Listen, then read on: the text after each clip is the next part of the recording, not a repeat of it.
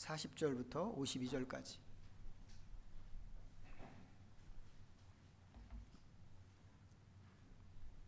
(90면에) 있습니다. 누가복음 2장 40절부터 52절까지. 오늘도 이 말씀을 함께 읽겠습니다. 아기가 자라며 강하여지고 지혜가 충만하며 하나님의 은혜가 그의 위에 있더라. 그의 부모가 해마다 유월절이 되면 예루살렘으로 가더니 예수께서 12살 되었을 때에 그들이 이 절기의 관례를 따라 올라갔다가 그 날들을 마치고 돌아갈 때 아이 예수는 예루살렘에 머무셨더라. 그 부모는 이를 알지 못하고 동행 중에 있는 줄로 생각하고 하룻길을 간 후 친족과 아는 자 중에서 찾되 만나지 못하매 찾으면서 예루살렘으로 돌아갔더니 사흘 후에 성전에서 만난즉 그가 선생들 중에 앉으사 그들에게 듣기도 하시며 묻기도 하시니 듣는 자가 다 그의 지혜와 대답을 놀랍게 여기더라. 그의 부모가 보고 놀라며 그의 어머니는 이르되 아이야 어찌하여 우리에게 이렇게 하였느냐. 보라 내 아버지와 내가 근심하여 너를 찾았노라. 예수께서 이르시되 어찌하여 나를 찾으셨나이까. 내가 내 아버지 집에 있어야 될 줄을 알지 못하셨나이까 하시니 그 부모가 그가 하신 말씀을 깨닫지 못하더라. 예수께서 함께 내려가사 나사렛에 이르러 순종하여 받드시더라. 그 어머니는 이 모든 말을 마음에 두니라. 예수는 지혜와 키가 자라가며 하나님과 사람에게 더욱 사랑스러워 가시더라. 아멘. 우리가 어느덧 2023년도 마지막 주일 또 마지막 날을 맞았습니다. 이제 정권이 바뀌면서 좀 이렇게 카운트하는데 약간 혼란이 생기긴 했습니다만, 좀 전통적으로 우리가 했던 방식으로 하면 우리는 이제 내일 한 살씩 또 먹습니다. 그렇게 하고 싶지 않지만 먹어지죠. 이제 벌써 우리가 몇십 년, 대부분 이제 몇십 년을 이제 살아왔기 때문에 뭐 한 살 먹는 것이 표시도 안 나는 그런 일이 될 수도 있겠지만, 사실은 이제 한 살을 더 먹으면 한 살 더 먹은 만큼 성장해야 되는 거죠. 물론 이제 우리가 육체적으로는 거의가 다 이제 성장을 멈춘 그런 나이입니다. 이제 그렇지만 우리 삶이라고 하는 게 이제 육체에만 국한된 게 아니기 때문에 여전히 이제 성장해야 되는 그런 영역이 있습니다. 예를 들면 뭐 사회적인 영역에서, 아니면 이제 지식적인 영역에서, 아니면 또 영적인 영역에서 우리가 이렇게 연루돼서 관여하는 영역들이 굉장히 많단 말이죠.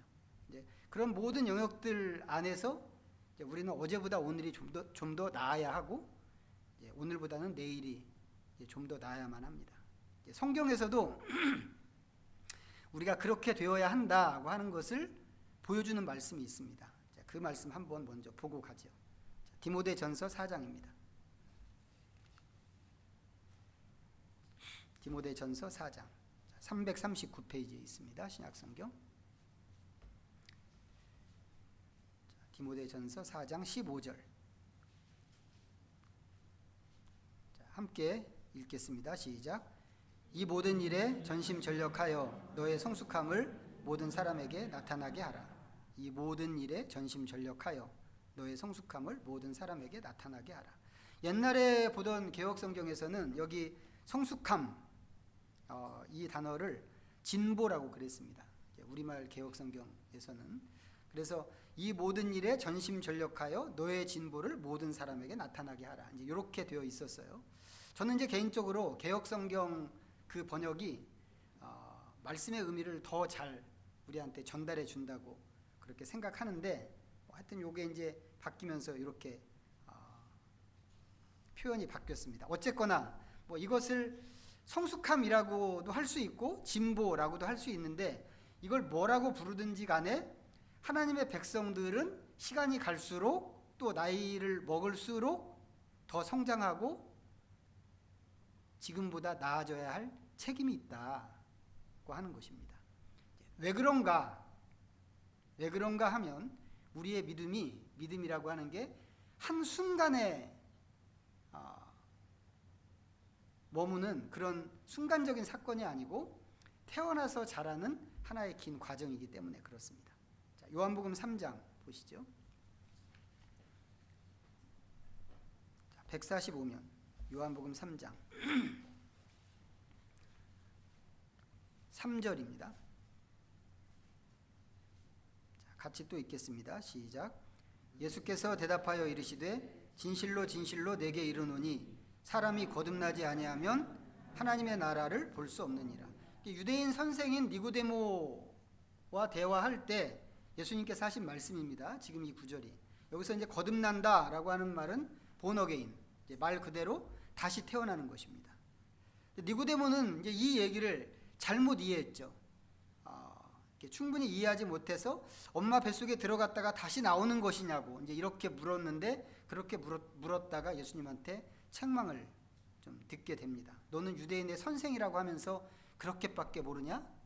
라고 하는 그런 책망을 하셨는데, 여기서 말하는 다시 태어나는 것은 몸이 다시 태어나는 게 아니죠. 몸이 태어나는 게 아니고 속사람이 다시 태어나는 것입니다.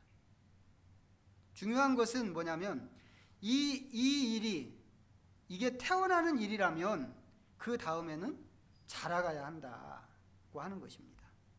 모든 태어나는 것이 그렇죠. 모든 태어나는 것이 태어나면 그 다음에는 자라가게 되어 있습니다. 동물이든지 식물이든지 자라가는 게 정상입니다. 아주 드물게 자라지 않는 경우가 있기는 있지만 그건 옳지 않죠. 옳지 않습니다. 그리고 그걸 옆에서 보는 사람도 아프게 생각합니다. 그건 마치 죽은 거나 마찬가지고 사람의 경우에는 더더욱 그렇습니다. 근데 이건 예수님의 경우도 예외가 아니었어요. 오늘 우리가 누가복음 말씀 읽었는데 여기 이 누가복음 말씀에서 이제 예수님의 어린 시절 이야기란 말이죠. 예수님의 탄생부터 예수님 12살 될 때까지의 이야기인데 성경에서 예수님의 이 구간 이야기는 이게 답니다. 딱 여기밖에 안 나오는 거예요. 그 이상은 없는데 이 말씀이 보여주는 것 중에 하나가 예수님도 잘하셨다라고 하는 것입니다. 물론 예수님은 육신적으로 잘하셨죠. 하지만 하나님이시잖아요. 예수님 자신이 하나님이시고 하나님께서 보내셔서 오셨잖아요. 하나님이 세상에 오셔서 이렇게 잘하셨다라고 하는 사실이 이거 어떻게 보면 되게 새삼스럽단 말이죠. 그런데 예수님조차도 이 자라는 과정을 거치셨다고 하는 것입니다. 그렇다고 한다면 다른 피조물들은 말할 필요가 없다고 하는 것이죠. 그 중에서도 우리가 지금 속사람이 태어나는 것을 이야기했는데, 좀 전에 요한복음 3장에 있는 말씀을 보면서 속사람 태어나는 것을 이야기했는데, 그렇다고 한다면 이 속사람이 태어나는 것이라면 이 속사람도 자라는 게 정상이고 그게 당연한 과정이다 라고 하는 것이죠. 어디까지 자라가야 할까요? 이걸 성경에서 찾기로 하면 너무 많죠. 너무 많아서 우리가 그걸 다 한 자리에서 찾기도 어렵고, 또 이미 여러분들에게도 여러 차례 말씀을 드린 게 있는데, 그 중에서 가장 유명한 에베소서 4장에 있는 말씀만 한번 보겠습니다. 313면 에베소서 4장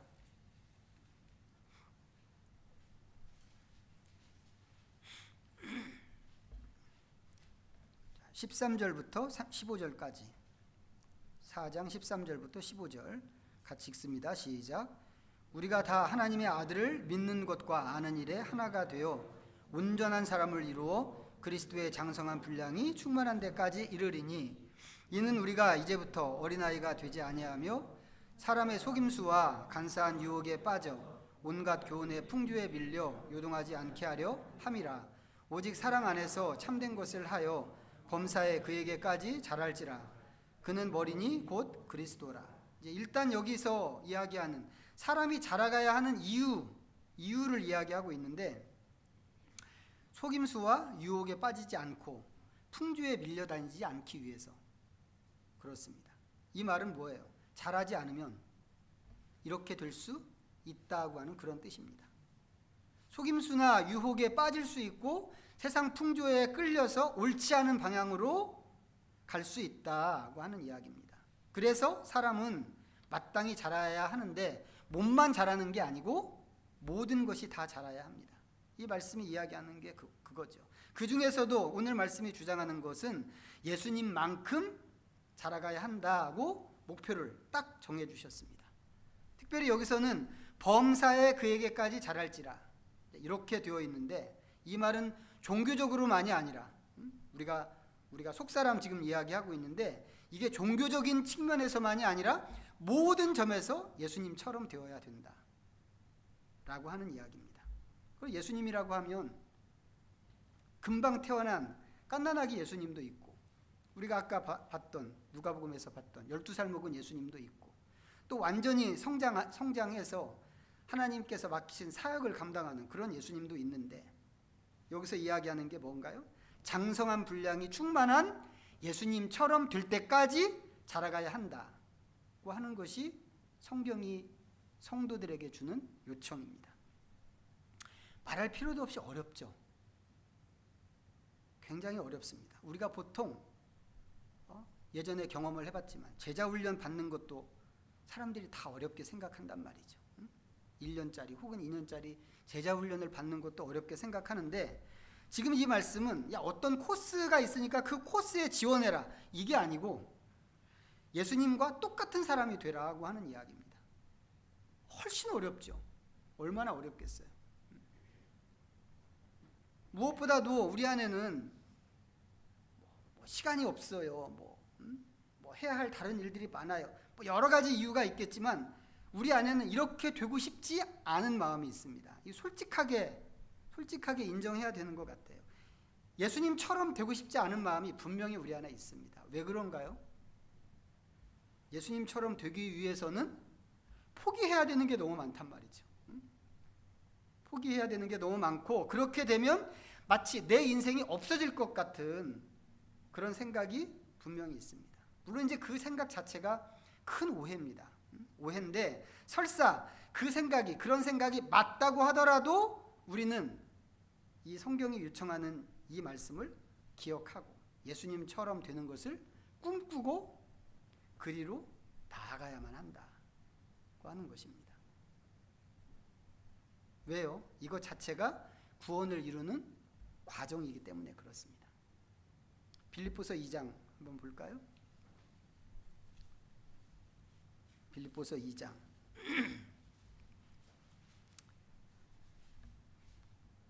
12절입니다. 자, 읽어보겠습니다. 2장 12절 시작. 그러므로 나의 사랑하는 자들아, 너희가 나 있을 때뿐 아니라 더욱 지금 나 없을 때에도 항상 복종하여 두렵고 떨림으로 너희 구원을 이루라.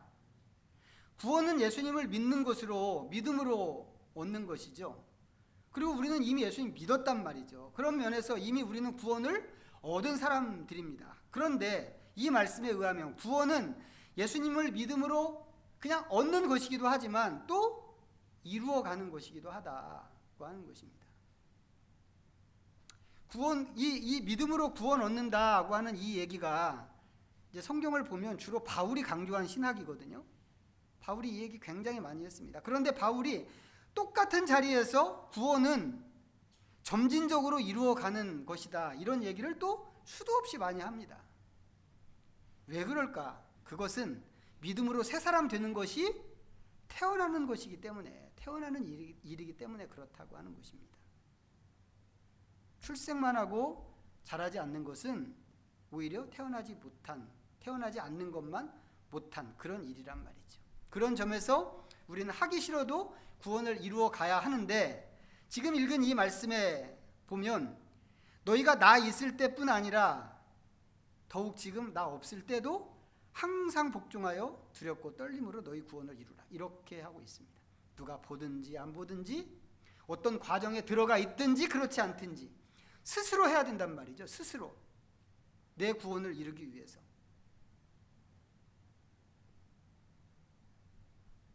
그리고 이 구절 앞에 보면, 이 빌립보서 이 앞에 보면 예수님의 마음을 본받으라고 하는 말씀이 또 있습니다.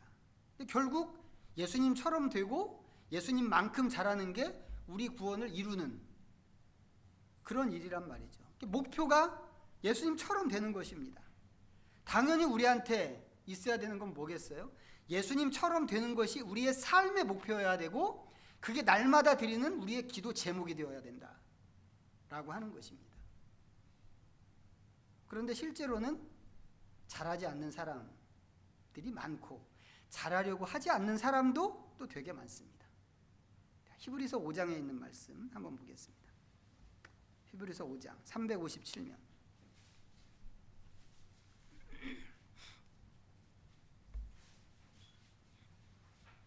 히브리서 5장 12절부터 6장 2절까지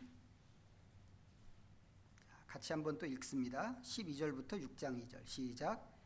때가 오래되었으므로 너희가 마땅히 선생이 되었을 터인데 너희가 다시 하나님의 말씀의 초보에 대하여 누구에게서 가르침을 받아야 할 처지이니 단단한 음식은 못 먹고 젖이나 먹어야 할 자가 되었도다. 이는 젖을 먹는 자마다 어린아이니 의의 말씀을 경험하지 못한 자요 단단한 음식은 장성한 자의 것이니 그들은 지각을 사용함으로 연단을 받아 선악을 분별하는 자들이니라. 그러므로 우리가 그리스도의 도의 초보를 버리고 죽은 행실을 회개함과 하나님께 대한 신앙과 세례들과 안수와 죽은 자의 부활과 영원한 심판에 관한 교훈의 털을 다시 닦지 말고 완전한 대로 나아갈지니라. 자, 이 말씀에서 제일 먼저 눈에 띄는 게 있습니다. 12절, 처음에 읽었던 12절이죠. 시간이 지나면 선생이 되어야 된다고 하는 말씀입니다. 때가 오래되었으므로 너희가 마땅히 선생이 되었을 터인데, 이 얘기가 그거란 말이죠. 그런데 이 글을 받아 읽는 사람, 이 글을 받는 사람들이 그렇게 안 된 것이죠. 안 됐을 뿐만 아니라 이 사람들은 오히려 더 퇴보했습니다. 그래서 이제는 말씀의 초보적인 수준에도 미치지 못하게 되었고, 또 그래서 누군가에게 그 초보조차도 배워야 하는 그런 처지가 되었습니다. 이 사람들의 처지라는 게 어떤 건지 정리해 보시겠어요? 이 사람들이 일단 단단한 음식은 못 먹고 젖이나 먹는 사람들입니다. 완전히 애기인 거죠. 완전히 애기여서 아직도 기저귀 차고 있고 그냥 기는 수준인 겁니다. 그러다 보니까 이 사람들은 말씀을 경험하지 못한 사람들인 거죠. 어른들이 먹는 그 딱딱한 그 음식의 그 즐거움, 이 맛있는 음식을 이 씹는 즐거움, 이런 거 전혀 모르는 거죠. 선악을 말씀으로 분별해야 하는데 말씀을 경험하지 못하다 보니까 선과 악도 분간하지 못합니다. 그리고 무엇보다도 이 사람들은 기독교 교리의 가장 밑바닥, 기초적인 수준에 그냥 머물러 있습니다. 이 히브리서 기자가 답답하게 생각하는 게 뭔가요? 벌써 선생이 돼야 됐는데 여태 이러고 있다고 하는 것입니다. 여러분 보시기에는 어떠세요? 여러분들이 이 사람들 보기에는 답답한가요? 여러분 보시기에도 답답한가요? 아니면 괜찮아 보이나요? 성경이 말하려고 하는 건 분명하죠. 이렇게 되면 안 된다고 하는 것입니다. 오히려 성도로 거듭나서, 우리가 처음에 그렇게 시작하는데 성도로 거듭나서 시간이 지났다면 시간이 지나간 만큼 성장한 사람이 되어야 하고 선생이 되어야 한다고 하는 겁니다. 우리가 초대교회 얘기를 계속 하고 있는데 초대교회에서는 이게 굉장히 중요한 일이었다고 그래요. 요한 1서에 보면 옛 계명과 새 계명을 이야기하면서 아이들아, 아비들아, 청년들아 이렇게 부르는 장면이 나옵니다. 기억하시나요? 두 번 연거퍼서 그렇게 아이들아, 청년들아, 아비들아 이제 이렇게 이야기하는데 초대교회는 생각할 때 그 말씀을 근거로 해서 그랬는지 모르겠는데 사람마다 영적인 수준이 있다고 그렇게 생각을 했습니다. 초대교회 얘기입니다. 그래서 어떤 사람은 영적으로 어린아이이지만 어떤 사람은 영적으로 청년이고 또 어떤 사람은 영적 아비 수준에 있는 것입니다. 그렇지만 이게 고정된 건 아니죠. 너는 죽을 때까지 영적 아이야, 너는 죽을 때까지 영적 청년이야, 이런 거 아니겠죠. 절대 아니고 처음에 모든 사람들이 영적인 아기로 거듭나면서 영적인 아기로 시작을 하는데 그렇게 시작해서 점차로 영적 아비로 성장을 해가는 것입니다. 초대교회는 사람이 거듭나서 영적 아비 수준에 도달하는 걸 한 3년 정도 그렇게 잡았다고 합니다. 상상이 되시나요? 태어나서 3년. 이거 너무 기가 막힌 얘기 아닌가요? 저는 77년도부터 교회 생활을 시작했거든요. 교회 다니기 시작했습니다. 물론 뭐 제가 작정해서 다니게 된 것은 아니지만 어쨌거나 77년도부터 교회를 다니기 시작했습니다. 그러니까 지금까지 해온 경력, 신앙 경력이 이제 제가 계산해 보니까 한 46년 6개월쯤 됐더라고요. 시작해서 그러면 초대교회가 생각했던 것처럼 시작해서 3년 만에 영적 아비 수준이 된다고 한다면 저는 지금쯤 어떻게 됐어야 될까요? 지금쯤 단군 할아버지가 됐어야 됩니다. 그런데 실제로는 반대란 말이죠. 반대. 어떤 때 보면 저는 아직도 귀머거리, 아직도 소경 같다는 생각이 듭니다. 왜 이렇게 됐을까? 왜? 46년도 넘게 신앙생활 했는데 왜 이렇게 됐을까? 일단 이런 얘기를 들어본 적도 없고, 교회 다니면서 이런 얘기를 들어본 적도 없고, 목표를 향해서 가야 한다는 것도 생각해 본 적이 없습니다. 그냥 교회나 열심히 다니고 봉사 열심히 하면 그럼 그게 믿음인 줄 알고 그렇게 살았습니다. 저 교회 다니고 그 다음 날부터 새벽기도 나갔거든요. 꽤 괜찮죠? 여러분 어떠세요? 여러분은 어떠셨어요? 지금까지 신앙생활 해오면서 여러분들이 보실 때 한국 교회는 어떠세요? 우리나라 교회는 어떤가? 방금 읽었던 히브리서 말씀에서 6장 부분 다시 한번 보실까요? 6장 1절과 2절 다시 한번 읽어봅니다. 시작. 그러므로 우리가 그리스도의 도의 초보를 버리고 죽은 행실을 회개함과 하나님께 대한 신앙과 세례들과 안수와 죽은 자의 부활과 영원한 심판에 관한 교훈의 털을 다시 닦지 말고 완전한 대로 나아갈지니라. 제가 처음에 이 말씀 발견했을 때 저 아주 뒤로 넘어가는 줄 알았습니다. 왜요? 왜 그랬냐면 여기서 말하는 것들이 전부 우리가 목숨처럼 생각하고 있는 것들이거든요. 안 그런가요? 여기 말하는 것, 회개, 믿음, 세례, 안수, 부활, 영원한 심판, 이런 얘기들이란 말이죠. 우리가 신앙생활하면서 이거보다 더 중요하게 여기는 게 뭐가 있겠어요? 제가 배운 바로는 이것보다 더 중요한 것은 없었습니다. 그래서 우리가 어느 자리에서 성경을 공부하거나 아니면 무슨 훈련을 받는다고 하면 의뢰이 다루는 게 이런 주제들이란 말이죠. 그게 제자 훈련이든지 무슨 집사, 무슨 신임 집사 교육이든지 하여튼 뭐든지 간에 할 거 없이 의뢰이 이 얘기가 나옵니다. 이거 꼭 짚고 넘어가. 새신자 교육도 마찬가지죠. 생각해 보면 이 주제, 이 얘기를 명확하게 이해하고 이것을 믿는 것을 믿음이라고 생각했던 것 같습니다. 그런데 지금 이 말씀이 하는 얘기가 뭐예요? 이거 전부 이제는 벗어나야 하는 기초들이다. 이거 센 기초야. 이런 교훈의 털을 다시 닦지 말고 완전한 대로 나아갈지니라.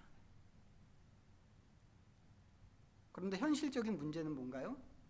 교회 안에 이것도 모르는 사람들이 더 많다고 하는 것입니다. 믿기만 하면 구원 받는다고 하면서 교회는 열심히 다니는데 실제로는 자기가 무엇을 믿는지 그것도 모르는 사람이 태반이고, 또 안다고 하더라도 실제로는 성경이 말하는 것과 다른 것을 믿는 그런 사람도 엄청 많습니다. 특히 우리나라 교회, 이 대한민국 교회는 미신하고 아주 교묘하게 섞여 있어요. 섞여 있어가지고 예수를 믿는데 꼭 미신처럼 믿고 있는 게 현실입니다. 그래서 어떻게 보면 우리는 구약 이스라엘이랑 비슷하다고 생각합니다. 껍데기는 기독교라고 하는데 까보면, 알맹이를 까보면 바알 신을 섬기고 있는. 그럼 몇 살짜리들일까요? 그런 교회이고 그런 성도들이라고 한다면 이 사람들은 영적으로 몇 살짜리라고 해야 될까? 고향 저기 일산 옆에 고향에 가면 에스라 성경 대학원 대학교라는 학교가 있습니다. 우리나라에서 성경만 가르치는 유일한 학교가 아닐까 생각하는데 예전에는 이제 제가 그 학교에 한번 들어가서 좀 공부하고 싶었어요. 그게 제 꿈이었거든요. 이제 2년짜리 대학원 과정인데 근데 못 들어갔습니다.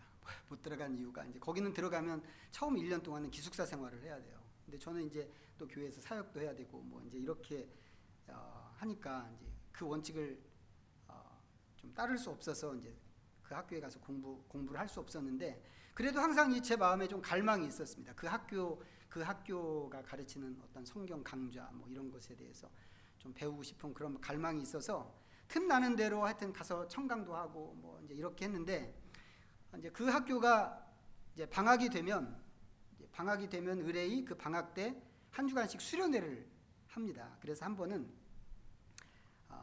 저도 여름 휴가에 맞춰가지고 휴가를 이제 그때로 맞췄죠. 그때로 맞춰서 이제 그 여름 수련회를 한 주 이제 간 적이 있는데 그 학교를 세우신 분이 이제 매일 성경 만들어서 우리나라에 처음 큐티를 소개해 주신 분이거든요. 지금은 이제 돌아가셨습니다만. 그래서 이제 이 수련회 기간에도 아침마다 매일 성경에 맞춰서 이 사람들이 큐티를 합니다. 그런데 그 시간, 아침 큐티 시간을 그 학교 이사장님이 인도를 하세요. 근데 이 이사장님이 소망교회 권사님이었습니다. 강남에 있는 소망교회 권사님. 거기 수련회 온 사람들이 다 목사님들이거든요. 근데 권사가 들어와가지고 목사들 앞에서 성경 묵상을 인도를 하는 겁니다. 참고로 말씀드리면 장로교회에서 권사는 안수집사보다 미칩니다. 실제 이제 일은 권사님들이 더 많이 하기 때문에 보통 교회들이 안수집사보다 더 계급이 높다고 이제 생각하는 사람들도 있는데 실제로는 아니거든요. 근데 하여튼 그런 권사님이 들어와서 목사들만 그렇게 앉아 있는 자리에서 성경 묵상을 인도하시는 겁니다. 제 안에 권사가 이런 마음이 있었어요. 이게 잘 될까 싶은 마음도 좀 있었고, 아니 나이 든 권사가 목사들 앞에서 하는 그런 좀 얕잡아 보는 마음도 있었습니다. 근데 이분이 말씀을 이렇게 잘 나누셨어요. 잘 나누시고 야 이게 우습게 볼 게 아니구나. 이제 이런 생각을 좀 갖게끔 그렇게 말씀을 잘 나누시고 아주 도전을 하셨어요. 그런데 그분이 말씀을 나누는 중에 이런 말씀을 하셨어요. 너네 목사들 도대체 교회에서 하는 짓이 뭐야? 물론 이렇게는 표현하지 않았습니다. 이렇게는 표현하지 않았지만 저한테는 그렇게 들렸어요. 너네 목사들 교회에서 무슨 짓을 하는 거야? 라고. 너네들 허구한 날 앉아서 오늘은 누구네 집 가서 무슨 말씀으로 설교할까 하면서 성경이나 뒤적거리고 있잖아. 응? 신방이라고 하면서 세월만 보내고 그렇게 하고 있잖아. 너네들 그게 교인들을 뭘로 만드는 거야? 라고 그러셨습니다. 교인을 아무것도 못하는 젖먹이 애기로 있게 하는 거잖아. 그런 얘기를 하시는데 제가 정신이 확 났습니다. 물론 벌써 오래된 얘기인데 근데 그게 사실이죠. 사실입니다. 그리고 그런 그 분위기가 오늘날 한국교회의 분위기입니다. 그런 분위기에서 성도들은 늘 돌봐줘야 하는 그런 존재가 되었습니다. 장로, 집사, 권사, 직분에 상관없이 성도들의 대부분의 관심이 교회 안에서 내가 얼마나 관심을 받는가 하는 것에 있습니다. 그러다 보니까 조금만 마음에 안 들거나 불편한 일이 있으면 쉽게 상처받죠. 쉽게 상처받고 시험 들고 신앙생활이라고 하는 게 맨날 그 싸움입니다. 맨날. 성경이 말하는 대로 속사람이 성장하는 것이나 예수님처럼 되는 것, 이건 거의 모르는 얘기입니다. 인정하고 싶지 않지만 이게 현실적으로 오늘날 우리나라 교회의 현실이다. 우리의 모습입니다. 이건 마치 뭐하고 똑같으냐면 초등학교 마치고 중학교에 올라가야 되는데 안 올라가고 계속 6학년에 남아있는 것. 그거랑 비슷한 겁니다. 20년, 30년 계속 6학년만 하는 거죠. 그러니까 이게 어떻게 돌아가는 건지, 학교가 어떻게 돌아가는 건지, 이 교육과정이 어떻게 돌아가는 건지 다 압니다. 이 사람들이 교회를 휘젓고 다니는 거죠. 자기들은 다 아는데 다른 사람들은 그렇지 못하니까 무시하고 판단하고 그렇게 하는 겁니다. 중학교 과정은 초등학교 과정보다 어렵죠. 훨씬 어렵습니다. 공부할 것도 많고. 제가 중학교 갈 때 수학책이 두 종류였어요. 뭐 지금은 다 같은 수학책 쓰지 않나 싶은데 그때는 하여튼 두 종류였습니다. 박한식 수학, 이성원 수학 이렇게. 박한식 수학은 조금 더 쉽고 이성원 수학은 조금 어려웠던 것 같아요. 제가 이제 중학교 가기 전에 좀 더 쉬운 박한식 수학을 조금 공부하고 갔거든요. 공부한다고 이제 공부를 한 반절은 했습니다. 반절은 했는데 어렵더라고요. 쉬운 책인데 쉬운 책으로 공부했는데 초등학교 때 공부한 거하고 다르더라고요. 완전히 수준 차이가 있었습니다. 그렇지만 제가 중학교 갔죠. 중학교 수학은 이렇게 어려운가 봐. 그러면서도 중학교를 갔습니다. 올라가면 훨씬 어렵습니다. 어려운 게 사실이죠. 그 어렵다는 걸 생각하면 계속 6학년에 남아서 아는 척하는 게 쉽고 또 재미있을 수 있습니다. 그런데 그런 식으로 진급 안 하는 사람은 없죠. 제가 어렵다는 거 알았지만 미리 공부해보고 어렵다는 거 알았지만 중학교 가는 거 포기하지 않았단 말이죠. 왜 그러게요? 넘어가지 않고 계속 6학년에 남아있으면 그거 자체가 부끄러운 일이기 때문에 그렇단 말이죠. 나는 6학년에 앉아서 맨날 반장해. 그러면 사람들이 박수 쳐주겠어요? 아주 오래전에 권사투표 떨어져서 창피하다고 교회를 옮긴 분이 계셨습니다. 우리는 어떤 존재냐면 권사투표만 떨어져도 수치심을 느끼는 존재란 말이죠. 말은 안 해도 그분은 아주 솔직하게 얘기하고 나는 못 댕기겠어 그렇게 하고 다른 교회로 떠났는데 떠나지 않고 남은 사람들, 권사투표 떨어진 남은 사람들 중에도 수치심을 느끼는 사람이 분명히 있을 거란 말이죠. 그분은 교회 옮기고 기어이 권사가 됐어요. 저는 그 마음을 100번 이해합니다. 그 마음이 어떤 마음인지. 하지만 우리가 하나님 앞에 가게 되면 하나님 앞에 설 때 하나님도 그런 거 말씀하실까요? 야, 너 교회를 그렇게 오래 다녔는데 권사도 못 됐냐? 너는 도대체 뭐 했냐? 하나님 그런 거 물어보실까? 우리가 하나님 앞에 설 때는 계급장 갖고 서지 않는다고 하는 거죠. 하나님은 그리고 그런 거 묻지도 않으십니다. 속사람이 자라지 않고 예수님을 닮지 못한다고 한다면 그까지 목사, 장로, 권사가 뭐가 중요하겠어요? 뭐가? 중요한 것은 우리가 우리의 구원을 이루는 것이고 시간이 지난 만큼 영적인 나이를 먹고 자라는 것이고 영적 아비가 되는 것이고 선생이 되는 것이란 말이죠. 그게 좀 어려워도. 그래서 다시 처음 했던 얘기로 되돌아가면 한 해를 마무리하고 새해를 시작하는 새해 시작을 목전에 둔 이 자리에서 영적인 측면에서의 나의 지난 한 해 이것을 돌아보고 그리고 내일부터 시작하는 새해를 결심했으면 좋겠습니다.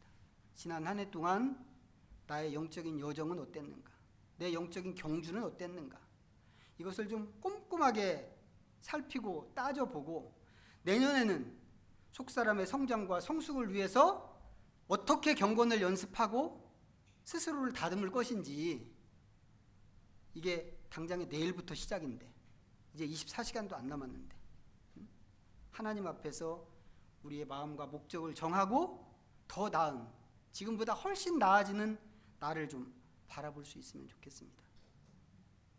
그래서 단지 교회를 위해서가 아니라 하나님 앞에서 하나님의 자녀로서 영적인 아비됨을 좀 간절히 갈망하고 하나님 나라를 위해서 내가 어떻게 서야 할 것인가, 하나님은 어떻게 만날 것인가, 하나님과 어떻게 교제할 것인가, 어떻게 그분과 하나됨을 이룰 것인가 하는 것이 우리에게 과업으로, 숙제로, 마음의 부담으로 와 닿을 수 있는 그런 남은 시간들이 다 되시기를 부탁드리겠습니다. 기도하겠습니다. 우리 잠시 말씀 좀 생각하면서 하나님 앞에 묵상으로 나갑니다.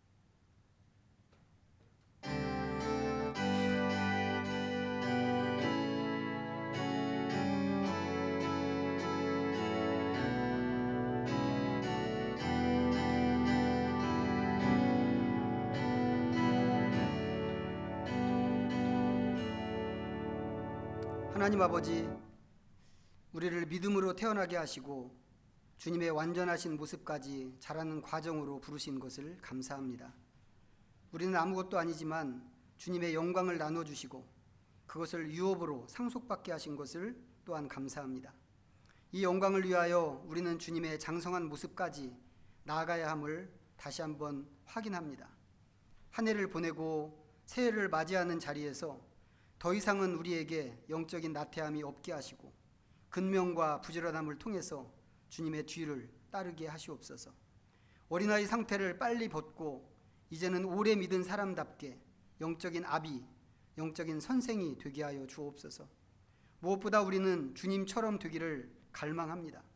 그렇게 하기 위해서 지고 가야 하는 짐을 기꺼이 질 수 있도록 담력과 힘을 허락하시고 세상의 모든 유혹을 얼마든지 이기고 주님 가신 길을 따르게 하여 주옵소서. 예수님의 이름으로 기도하옵나이다. 아멘. 모두 자리에서 일어나셔서 찬송가 630